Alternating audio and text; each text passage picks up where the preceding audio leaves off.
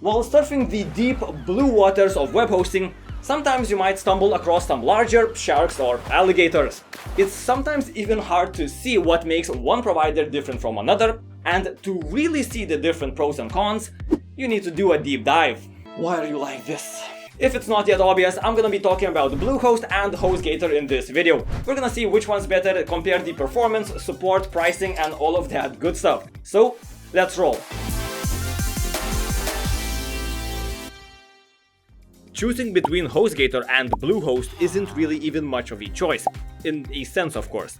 The pricing is just 20 cents apart, the resources you get are suspiciously similar to each other, and even the support panel is almost identical. Why is that? Well, if you've been following my channel, you would probably know that Bluehost and Hostgator are actually owned by the same company, Endurance International Group, or EIG for short.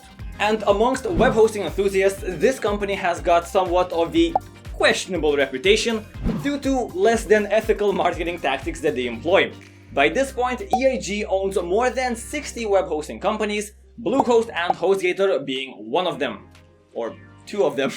And the general consensus is that EIG is a very profit-driven company. They cut corners, they sacrifice underperforming projects, and they funnel their resources into the projects that will make them the most money. But why am I even talking about this and wasting your time? Well, I want for you to understand that you're not choosing between two different companies. You're gonna choose the same company either way. You're choosing between two different products. So, which one's better? A 3-year basic plan with Bluehost will cost you $106, while Hostgator comes in just a little bit cheaper, $102. Keep in mind that these prices are discounted with coupon codes. If you want to use the same exact coupon codes, you can get them by using the links in the description. However, I want to be completely transparent here and let you know that if you make any purchases through the links in the description down below, I'll get a commission. These commissions is how I monetize my channel without accepting sponsorship deals. And I know that it's incredibly hard to trust a review this way, and this could influence your buying decision. That's why I want to be upfront about it. I always do independent testing, research, and try to provide accurate and unbiased information. So if you're making a purchase, consider grabbing a discount in the description. Moving on, even though the prices are virtually the same, there are very slight differences in the features you're getting. For example, Hostgator gives you unmetered storage, while Bluehost only gives you 50 gigabytes. But the storage is only different on paper, because unmetered does not equal unlimited. They will still penalize you if you upload too much, and in normal use cases you're never gonna come close to using 50 gigabytes, so the Bluehost plans might as well just say unmetered as well. In my experience, regular websites that most people have will vary anywhere from 1 to 5 gigabytes in size, so 50 gigabytes is not even close to being restrictive, and you do get an SSL certificate for free with both providers. An SSL certificate gives you this lock next to your domain name, encrypting the connection between the user and the server. It's pretty much a mandatory security feature in 2020, so it's always a pleasure to have this added in for free. And in terms of pricing and the resources that you get, I would say that both Bluehost and Hostgator are pretty much identical. The only true difference is that Bluehost requires you to commit for a minimum of 1 year, while Hostgator allows you to buy monthly plans. Let's not waste any time and jump straight into the performance. To test that, I bought myself new Bluehost and Hostgator plans. I went with the middle options to get a nice ballpark estimate of what you can expect, and I did 3 tests: speed, stability, and stress. To be as fair as possible, I had to do some prep work first. I needed to create 2 identical websites, and this is where the differences really started to show. Bluehost made the task of creating a WordPress website very easy. All I had to do was click My Sites, then go to Add Sites and choose WordPress. After filling out all of the details, Bluehost did everything else automatically. After some tinkering around, here's the site I was able to make in around 10 minutes, I would say. Moving over to Hostgator, things weren't as buttery smooth. The default installer that they have on the dashboard right here just isn't very useful. I just couldn't get it to work properly, and I think I know why. See these packages right here? Yeah, Hostgator is actually offering to install WordPress for you by paying $100. While you're on the automatic installer screen, keep in mind that I just installed WordPress for free in 3 minutes with Bluehost. To me, this feels like a last-ditch effort to squeeze some money out of you, because even they know that their solution is glitchy as all hell. Thankfully, there's another solution. By clicking the Launch cPanel button, you get taken to the standard cPanel, and once we scroll all the way down, there's the Softaculous Apps Installer. This is a third-party solution not developed by Hostgator, and it works just fine.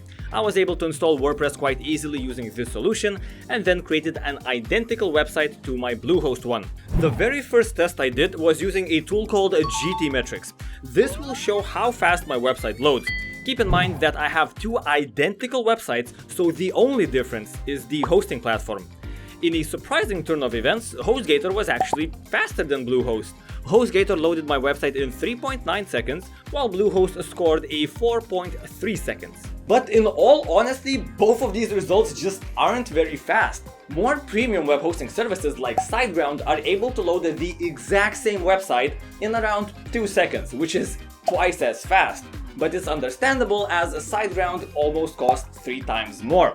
Both Bluehost and Hostgator are actually relatively cheap web hosting providers that pack a lot of features. So naturally, something has to give, and in this case, that something is, well, loading speed. But these are still acceptable results for a personal website, and that's what cheap hosting is best for: small, personal sites. Moving on, I've tested out how stable both Bluehost and Hostgator are using a tool called Pingdom. It allows me to monitor my site 24/7 and see exactly how long it was down. I've run a fresh new test for 7 days, and again, the performance here was almost identical. Bluehost was offline for just 1 minute during the whole week, and Hostgator displayed no downtime whatsoever. And finally, I've sent 50 bots to both websites to simulate users. Since before we did all of the testing with no users on our site, in a real-life scenario you would actually have some traffic. First up was Bluehost. I ran the test for 5 minutes, and even at maximum load, Bluehost handled it well. There were no performance issues. What you should pay attention to here is the blue line. That's the response times. So as the green line, which is the virtual users being added, increases, the blue line doesn't spike up dramatically. And then I repeated the exact same test with Hostgator. The results were even better. Not a big difference, but both web hosting plans seem to have plenty of resources to handle stress without sacrificing speed or stability. There are some unique advantages that both of these web hosting providers have that could influence your buying decision, so I want to quickly go over them and see what's up. Bluehost offers auto updates with every single plan that you buy. That means you do not have to go into WordPress and manually update plugins, themes, and the WordPress version itself. This saves like, I don't know, maybe around 10 minutes per website per month. Is this a big deal? Well, yeah, for me personally at least, because if you just have one website, this might seem like a trivial thing, 10 minutes per month. But imagine if you have 5 or 10 or 100 websites. Yeah, you do the math. You also get a free website staging tool. This tool is still in beta, but it's extremely useful to manage your site properly. A staging feature allows you to create a copy of your site, develop or change features and content on that copy, and if everything works, you just merge the live site with the staging one. Your users won't run into a under construction or even worse, a glitchy mess while you scramble and running around to fix everything that's broken. You'll have a separate website that you can work on and make changes, and once you're sure everything's working fine, you can just merge the two websites seamlessly. On the other side of the spectrum, we have Hostgator, which honestly doesn't really offer anything extra special. The only notable advantage it has over Bluehost is that it offers completely free site migrations. So if you already have a project hosted somewhere else, the Hostgator engineers will move it to their hosting platform for free. On Bluehost, this is a paid feature. But you can easily do website migrations yourself and for free. I even have a tutorial on that you can find right here. And besides of this one thing, Hostgator doesn't really have anything else going on with it. Okay, so which one should you choose?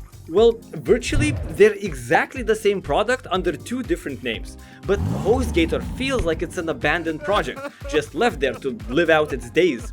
In my opinion, Bluehost feels like an upgraded version of Hostgator, having more features, a better design, and more frequent updates. If I had to guess, since both companies belong to EIG, I think they just saw that Bluehost makes more money for them and they funneled resources into Bluehost more than Hostgator. So if you're choosing between Bluehost or Hostgator in 2020, I would recommend Bluehost. You'll just have less problems overall. But if you're looking for an alternative to both of them, which is an independent company, I recommend you check out Hostgator. It's in the similar price range. I hope you found this video helpful. If you're planning to make any purchases, please consider using the links down below and support the channel. But for now, I hope you have a great day and good luck making your websites.